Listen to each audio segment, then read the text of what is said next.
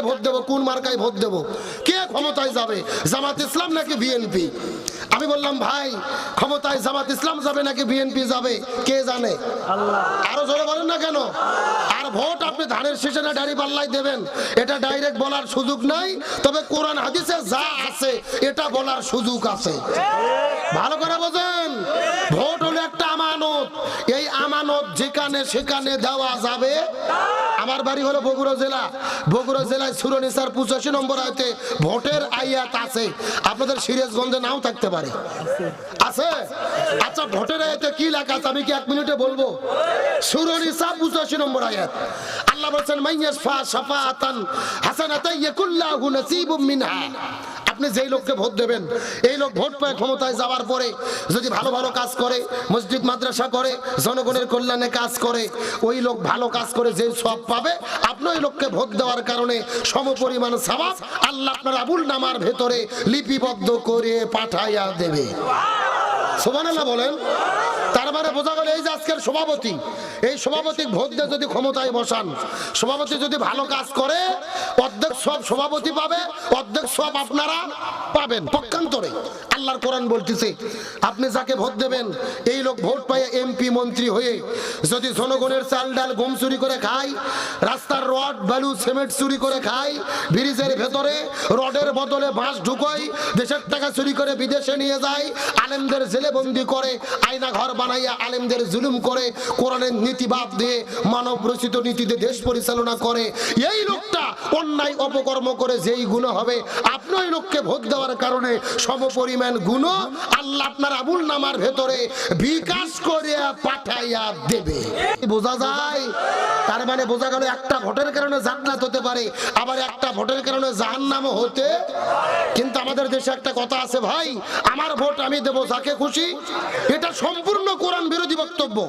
আমার ভোট আমি দেব যাকে খুশি তাকে দেব না, আমার ভোট আমি দেব দেখে শুনে সৎ যোগ্য ইনসাফপূর্ণ এমন ব্যক্তিকে ভোট দেব যাকে ভোট দিলে দেশের কল্যাণ হবে, যাকে ভোট দিলে কোরআন দিয়ে রাষ্ট্র পরিচালনা হবে। কথা ক্লিয়ার না ভেজাল আছে? এই আমার দিকে তাকান, হাসরের ময়দানে দেখা যাবে এইরকম হাজী সাহেব 6 বার হজ করছে। কয়বার? কিন্তু তার গলার ভেতরে 100টা সিমেন্টের বস্তা। কয়টা? গ্রামের লোক ডাকতে বলবে কি খবর হাজী সাহেব, নামাজ পড়েছেন, হজ করেছেন, তে গলার ভেতরে সিমেন্টের বস্তা কেন? তখন হাজী সাহেব বলবে ভাই হজ তো ঠিকই করেছি, নামাজও পড়েছি, তবে ভোটের দিনে গোপন ঘরত যাইয়া এমন লোক সিল মারছিলাম, ওই লোকটা ক্ষমতার যাইয়া 200 ব্যাগ সিমেন্ট চুরি করছে, আল্লাহ 100 ব্যাগ দিয়েছে ওর গলার ভেতরে, 100 ব্যাগ আমার গলার ভেতরে। কথা কি বোঝা যায়? হাসরের ময়দানে দেখা যাবে এইরকম হুজুর তার আমল নামার ভেতরে 3টে নারী ধর্ষণ করার গুণ লেখা। কিছু লোক ডাকতে বলবে হুজুর দুনিয়াতে তো আপনি ইমামতিত্ব করতেন, আপনার পেছনে নামাজ পড়তাম, তো আপনি 3টে মেয়ে ধর্ষণ করলেন, এই অকাম কখন করলেন? তখন হুজুর বলবে ভাই আমি তো অকাম করিনি, কিন্তু নির্বাচনের দিনে গোপন ঘরত যাইয়া এমন লোক সেল মারছি, ওই লোক ক্ষমতা পাওয়ার পরে সন্ডা পান্ডা নিয়ে 6টা মেয়ে ধর্ষণ করেছে, আল্লাহ তাআলা 3টে দেশে ওর আমল নামার ভেতরে আর 3টে ধর্ষণের গুণে আমার আমল নামার ভেতরে। জোরে কোন সুবহানাল্লাহ।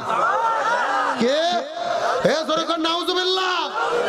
তার মানে সোজা কথা, আপনি যাকে ভোট দিয়ে এমপি বানাবেন ও যদি ভালো কাজ করে ভালো কাজের সওয়াবেরও ভাগ পাবেন, আর যদি খারাপ কাজ করে গুনাহেরও একটা ভাগ আপনারা পাবেন। এখন গুনাহের ভাগ চান নাকি সওয়াবের ভাগ চান? বাড়িতে যাবার পরে ল্যাপের মধ্যে ঢুকে চাচিকে সাথে নিয়ে বইয়ের সাথে বুঝে শুনে চিন্তা ভাবনা করে সিদ্ধান্ত নেবেন। কথা ক্লিয়ার না ভেজাল আছে? না আমি বলবো না দাড়ি পাল্লা ভোট দেন, ধানের শীষে দিয়েন না, এই ওয়াজ করে আমি মার খাবো না। কথা কর না, কারণ এই মাহফিলে বিএনপির লোক আছে, জামাতের লোক আছে। আমি কোরআনের বক্তব্য দিলাম, আপনার নেতা যদি ভালো কাজ করে সওয়াবের ভাগ পাবেন, খারাপ কাজ করলে গুনাহের ভাগ পাবেন। এখন কোন নেতা গুনাহের কাজ করে আর কোন নেতা সওয়াবের কাজ করে? আমার বাড়ি বগুড়া, আমি তো জানি। আপনারা গবেষণা করে তদন্ত করে বুঝে শুনে 12 তারিখের সিদ্ধান্ত নেবেন। আলোচনা কার মিনিট 5 চলবে? চলবে? কারা কারা চলবে না হাত তোলেন। এই 3-4 জন চাচা বোঝা গেল চলবে না, তার মানে ঘুম ধরছে নাকি? আচ্ছা সত্য সত্য কারা কারা চলবে হাত তোলেন তো দেখি। লিল্লাহি তাকবীর। সাউন্ড আগের মতো নয়, হাত নামান। আপনাদের এইদিকে কি ফুটবল খেলা হয়? বিয়ে খেলা হয় না? এক পাশে যারা বিয়ে করতে তারা, আর এক পাশে যারা বিয়ে করেনি তারা, এরকম খেলা হয় না? এখন একটা তাকবীর দেবো, প্রথমে তাকবীর দেবে যারা বিয়ে করেনি তারা, তারপরে তাকবীর দেবে যারা বিয়ে করেছে তারা। দেখি কাদের সাউন্ড বেশি, দেখার দরকার আছে না নাই? প্রথমে হাত উঠে অবিবাহিত কারা কারা দেখি, ছোট বাচ্চারা হাত উঠে যারা বিয়ে করনি। লিল্লাহি তাকবীর, মাশাআল্লাহ, হাত নামাও। এখন যারা যারা বিয়ে করেছেন, বাবাজিরা, মুরব্বীরা, যারা যারা বিয়ে করেছেন হাত তোলেন তো দেখি। লিল্লাহি তাকবীর। কোনটা সাউন্ড বেশি? আপনারা বিয়ে করছেন এই জন্য বলতেছেন নাকি? আসলে বিয়েলাদের সাউন্ড বেশি হওয়ার কারণ হলো বিয়েলাদের সংখ্যা বেশি। এখন বিয়ে অবিয়ে সবাই মিলে 60-এ যদি একটা তাকবীর দেয়, সাউন্ড কম হবে না বেশি হবে? সবাই মিলে এমন একটা তাকবীর দেবো, আশেপাশে কোনো সার পোকা, তেলা পোকা, উই পোকা, ইসলাম বিদ্বেষী শক্তি যদি থাকে ওদের অন্তরে যেন কাঁপুনি সৃষ্টি হয়। রাজি আছেন? সবাই একটু টান টান হাত তোলেন তো দেখি। হাতগুলো একটু নাড়াচাড়া করেন, ঘুম সারুক। আলহামদুলিল্লাহ, হাতগুলো একটু মুষ্টি করেন, মুষ্টি। লিল্লাহি তাকবীর। আল কোরআনের আলো, আল হাদিসের আলো, দুনিয়ার মুসলিম, ইসলামের শত্রুরা, লিল্লাহি তাকবীর।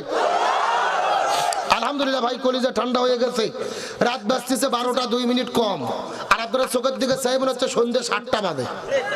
রাত 12:15 কখন পার হয়েছে আমরা বুঝতেই পারিনি। আলহামদুলিল্লাহ বলেন। মিনিট 15 টাইম কি দেওয়া যাবে? আলোচনা চলবে, আলোচনা চলছে, তবে কোনো ওটাউটি করা যাবে?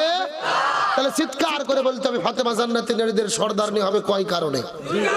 অবশ্যই বলবো, তবে বলতে চাই রাসূলের জীবন আদর্শ মানা ফরজ করলেন কে? আরো জোরে বলেন।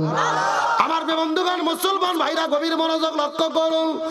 আল্লাহ নবীজিকে এত সুন্দর রহমত করে দুনিয়ার মধ্যে প্রেরণ করলেন, কিন্তু দুর্ভাগ্যজনক ব্যাপার হলেও সত্য, নবীর মতো এত বড় ইয়েতিম এই দুনিয়াতে কেউ ছিল।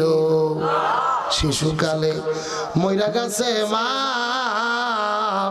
গর্ভে থাকতে মরছে পিতা, নবী চোখে দেখিলেন না। আমায় কে করিবে লালন পালন, কে দিবে সান্ত্বনা? এই দুনিয়ার বড় ইয়েতিম নবী ছিলেন একজনা। আমার নবীজির জন্মের আগেই নবীজির বাবা দুনিয়া থেকে বিদায় নিয়ে চলে গেলেন। নবী চলে গেলেন তার মায়ের কাছে, কিছুদিন পরে নবীজির মা দুনিয়ার মধ্য থেকে বিদায় নিয়ে চলে গেলেন। নবী চলে গেলেন তার দাদার কাছে, দাদাও দুনিয়া থেকে বিদায় নিয়ে চলে গেলেন। নবী চলে গেলেন তার চাচা আবু তালিবের কাছে।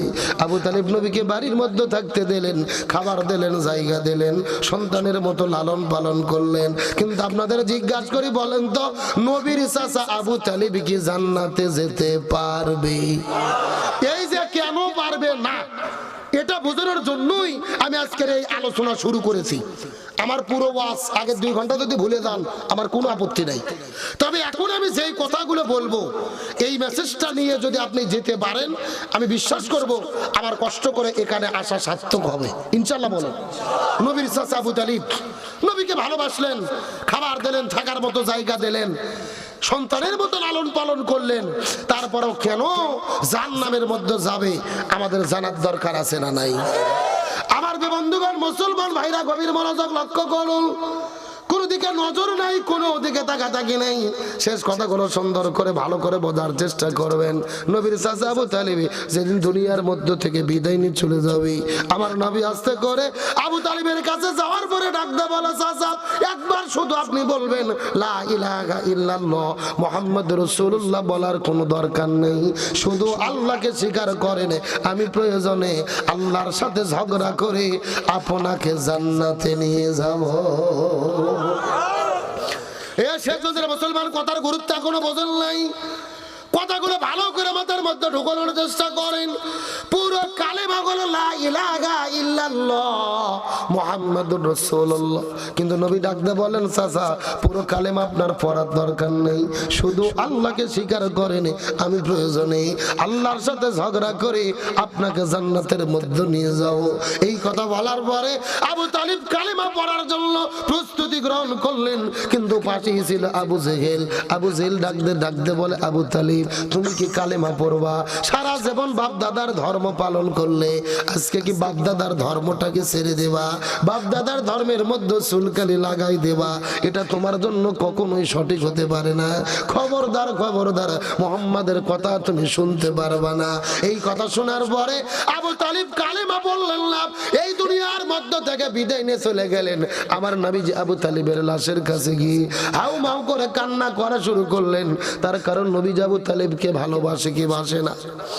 নবীর জন্মের আগেই নবীর বাবা বিদায় নিয়ে চলে গেছে। কিছুদিন পরে নবীর মা বিদায় নিয়ে চলে গেলেন। দাদার কাছে গেলেন, দাদাও দুনিয়া থেকে বিদায় নিয়ে চলে গেল। আবু তালিব নবীজিকে সন্তানের মতো ভালোবাসলেন, বাড়িতে থাকতে দিলেন, খাবার দিলেন, জায়গা দিলেন। নবী বর্ণনা করে বলে, আমার বাবাকে দেখি নাই, আমার বাবাকে দেখার সৌভাগ্য হয় নাই, কিন্তু বাবা কেমন হয় আর বাবা সন্তানকে কেমন আদর করে, আমার চাচা আবু তালিব আমাকে বিন্দু মাত্র তার অভাব বুঝতে দেয় না। লিল্লাহি তাকবীর। একটা বার চিন্তা করে দেখেন তো, বাবার মতো স্নেহ করলেন, ভালোবাসা দিলেন, তারপরেও জাহান্নামের মধ্যে যাবে কি কারণে? বিষয়টা আমাদের জানার দরকার আছে না নাই? আর নবী আবু তালিবের লাশের পাশে দাঁড়িয়ে কান্না করতেছে। তার কারণ যে যাকে ভালোবাসে, ওই লোকটা যখন বিপদে পড়ে, অপমানিত হয়, তখন মনের মধ্যে কষ্ট লাগে কি লাগে না? এই যে বাংলাদেশে বর্তমান রাজনীতি চলতেছে, আমার দেশের রাজনীতি হলো নোংরা রাজনীতি। কতক্ষণ না কে কাকে অপমানিত করতে পারবে তার প্রতিযোগিতা।